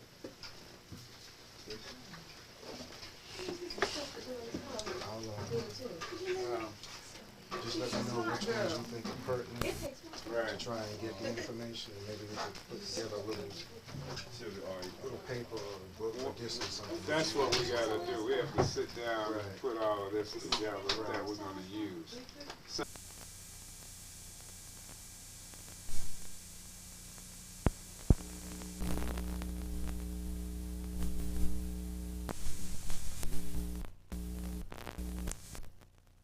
Around Brazil, Peru, Uruguay, and places like that. And if you look at the peninsulas, what you see is a mirror of the same thing. Yeah, because when you see where it fits. So during Pangea, Pangea. So during the time when Pangea, when all the continents were together. When the continents was together, that's when the whole thing was one. Right. And that's before the split. That's why in Puerto Rico they have one drum that's entirely different from any drum anywhere else in the world. The tambourine looks like it, but it's a drum. It's played with your hand. Yeah, I see. In the old Puerto Rico, this is all they play. But most people ain't never seen the picture of old Puerto Rico. Everybody's this color, and well, I guess I'm red-brown now. I've been in that sun, so I should be almost black from being in the sun. They dark. There wasn't no light-skinned Puerto Rican. See, this is the area you're talking about, Tanzania. I thought Puerto Ricans were white looking. No, that's the new breed. Yeah. Since World War II. Oh, I didn't know that. 85% of the Puerto Ricans look like us. That's right. But you the only one All you of see them look in just white. like you. Yeah, right. Right See, now. again, I find that's to me. Well, so what race do they go by? Puerto Rican. They go by Ricans Puerto go Rican by like they're a race. Latin by themselves. America. And they go Oh, by okay. Latino, Okay. yeah. They But go they're by really Latin black America. people, just like you and me. But in reality, all of them I know, that when they talk to me and I say, habla Espanol, what you mean? You a damn white man with a damn wide nose and a mama whose butt is as big as my mother's butt, and my mama's half white looking just like yours. Oh, give me that. Because they started mixing about the same time my mother and them started mixing. So what you talking about? Essay, come on back to me, Kyle, now. Talk to me, Kyle, now. I don't want to hear that. I don't want to hear that. That's them old light-skinned brothers from up there in New York and them light-skinned ones in the middle part of the country that want to be white, walking around pretending to be white men. There ain't no damn whiteness in them. But they were mistreated by darker-hued people because they weren't strong enough. So, as it was once connected as one continent, Pangea. And you can see the areas that he was speaking of. And you can see why, again, when you come to Brazil, why there's so many people, African, down there in Brazil, because look at how it was connected right there. Yeah. Right. That's where I it's got connected. all that right here. 4 ounces. I mean, So we that's ain't right. got No no wonder money. there's such a high population of black people in Brazil and South America, and particularly the northern part, because it was Because they were already black. So we're not giving you a whole bunch of bull. I mean, there it is. Look at it. What does that say? Okay, this meeting is it's almost ready. It ain't ready, so we can still talk. Just off the top. So when you look at our people have a mixture of colors. We come in every shape, every type of hair. The so-called black Indians, I wish we could show that tape up there. Because on that tape with them Indians, we got to make sure it's showable. And it won't jam your thing, because the FBI messed with that tape. Because they messed with a bunch of them down there. Some of them they would take and tape other stuff over. Like we had 3 tapes that were taped over. They put stuff on it like My Art of War has a tennis game on it. Because they're showing us that they can come in the house anytime. But I feel like this, and they know how I feel personally. So what? You knew nobody was at home. You watched the house. You timed it perfectly. Came in, no big deal. If somebody was there, and we have our paperwork right, and we have our legal thing right, we can kill you in the house. And they know that. That's why when they raided the house, they brought 85 men, and all that, because we had the right, according to the Human Rights Act, to shoot to kill in order to protect ourselves, and call the sheriff and let them know. The man broke in, had no idea who he was. He has an FBI badge. We need to deal with this, sir. He scared the women and the children, and we put them somewhere else. And we can deal with this any way you want to deal with it, but it has to be dealt with now, sir. When we used to come to town, I called him up as soon as I got there. Sir, someone came into the house, left the pad. It's somebody called and said it belonged to the sheriff department. Does it belong to you, sir? No, we weren't allowed on the property. I'd like you to make a note of that, please. Because I know this conversation is being taped. So as it's being taped, I'd like a note attached to it that your agency didn't create this. They still have a law where no agency can imitate another agency. Yes, sir. According to their charters, they have to present themselves as is, unless they're undercover. And in an actual action, you ain't undercover. Isn't that right? So I know my stuff. You know, you can't engage me if he's on guard, he ain't got a gun on. You can't engage him with a gunfire because he's not on. So he's not representing a threat. You know? And they knew I knew that because I said I didn't have a damn standing force here. So you broke the Vienna, the damn, all of the damn, what's that other thing? Geneva. Vienna was before Geneva. Vienna goes back to Napoleon. So I mean, when we deal with this stuff, you're dealing with history and knowing that this stuff goes back to wars that were created by conspirators who wanted to rule the world. Napoleon was a conqueror. Rules was made up for Napoleon because Napoleon would be breaking all of them. Napoleon would make a treaty with you. The purpose of a treaty is for us to get along in peace and with integrity around issues dealing with commerce, trade, import, export, and transitional periods in and out of countries. In other words, some writ or transfer or paper that states I'm coming to your land. They know we know this shit, like, because that's the way the old lady taught us. Now, you can tell people that wasn't around her, because she used to think I didn't even listen. She'd tell me J.E. and them was smart people. I said, I don't know who the hell J.E. is. As far as I'm concerned, he could be CIA like some of these other ones. You know what I mean? Because he go to jail and get out too damn fast. When I got out of jail, I was part of the system. Meaning I was hooked into the system so deep that if I went to jail, they got me out of my reconnaissance, even if it was I blackjacked the cop in his head. He was sergeant. If I had hit him in the head with a pistol, the mayor's sister called in a certain state, I was out. When I went and got my notary seal, I was sitting with the damn Secretary of State. Little fat Irishman up in Jeff City, Missouri. Yeah, that's where I was. Wearing a green silk suit on St. Patrick's Day. So when you're dealing with politics, it's good to flow with what you're flowing with is the point. And when you have the basic understanding of the law works for you instead of on you. That's why they have the RICO Act, the new security laws. The security laws that deal with investment, banking, and the handling of money, more so than even the expenditures of it. Because any human being now is supposed to have, this is what I learned when I was down there with the ministers. You can't have on your person over $100 legally, according to the new statutes in America. Over $100 bill, you need to be explained. If you're stopped with over 500, you scrutiny is applied to you. And over $1,000, they're looking at you really tight. $10,000 is illegal now to have, unless you are some type of entity or something like that. Meaning a savings and loan, a bank, or an entity, or a type of people that handles their own currencies as their form of banking or whatever.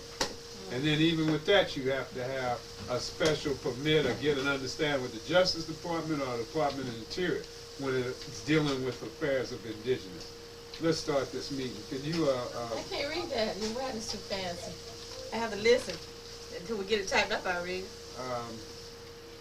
I'll read it and bring myself home. Can you read it? I don't know. Jerome is a beautiful reader. I don't know if he can understand that fancy. I'll give it a try, but I'm trying to read it right here. Everybody, Fanciness. I don't see any fancy. I think It's just, yes it is to me. Sherman comes forth and begins. Okay, comes forth and begins. I'll read it. Yeah. I'll read it myself. Okay, you know you agree. the chairman will be reading this from now on. And what we're going to do is this. When we have an official meeting, or when we have people that are dealing with this, we'll start off officially with we rise, meaning we rise, he's going to rise, giving high praises to the lords of all the worlds. Kokan Quasi Quota. Ahau Ate. Ahau representing the lords of the light. Ate representing light. We'll repeat it again. Ahau Ate. High honors to the Empress of Mu. Empress of Mu being those ones that came at the beginning of the time that we're expressing as indigenous people of North and South America. The temples of the moon and the temples of the sun. Ahau Ate. The Dowager Queen, Kapi'olani. Dowager Queen Kapi'olani looks just like you. And the Dowager Queen Kapi'olani was the queen that united all of Hawaii after Kamehameha. Ahau Ate. Then we go on to the last Empress of Mu, the Empire, Washitaw Dugdahmoundyah, which is the Empress Verdiacee Goston El-Bey. Ahau Ate. We honor you, the members and seekers of this undertaking, that we are living relics, living ancestors, the living gods. We take this time to bring forth the principal in this leadership, the counselor, the prince of the Royal House of the United Washitaw Dugdahmoundyah, Ahau Ate. We stand forth before the Tu'pak Montezuma and the present prince, Ahau Ate. The 12 chiefs, Ahau Ate. The 12 other chiefs, Ahau Ate. We rise giving pure and perfect praises, Ahau Ate. We the foremost, the present and the omni, the science in the pattern of this, Ahau Ate. So from now on, that's the way I want to do it. Because in that, we'll build the people into almost a frenzy. It's done properly. And then each, because you can feel that a little bit, I hope. And the purpose of this is to build you up, you know, and to captivate and to capture you back to where you can feel that that phoenix that we're demonstrating and dealing with is a reality. Because the phoenix represents a day.